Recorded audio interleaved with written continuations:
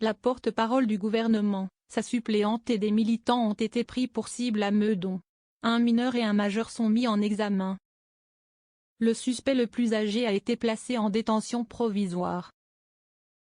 Né en 2004, le jeune homme majeur mis en cause a été condamné 2 fois, l'une pour trafic de stupéfiants et l'autre pour conduite sans permis et recel.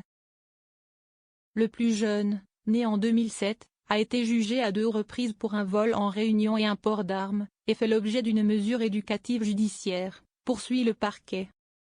Quant aux 2 autres mineurs interpellés mercredi, leurs gardes à vue ont été levés vendredi, en l'absence de charges suffisantes retenues contre eux à ce stade, avait indiqué le parquet un peu plus tôt dans la journée. Un militant toujours hospitalisé. Prisca Zovenot, candidate aux élections législatives dans les Hauts-de-Seine, et sa suppléante Virginie Lanlot avaient été victimes mercredi avec leur équipe d'une agression lors d'une opération de collage d'affiches. Selon une source proche du dossier, Prisca Zovenot et une de ses collaboratrices ont été prises à partie par une vingtaine de personnes. La ministre n'a pas été touchée, mais sa collaboratrice et un militant ont été blessés et transportés à l'hôpital. L'hospitalisation de ce dernier est toujours en cours, précise le parquet dans son communiqué, qui détaille que son incapacité totale de travail, IT, est pour l'heure évaluée à 30 jours.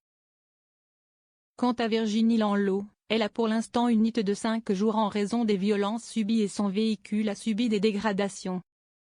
Le parquet de Nanterre a ouvert vendredi une information judiciaire notamment pour violences commises en réunion sur un élu public.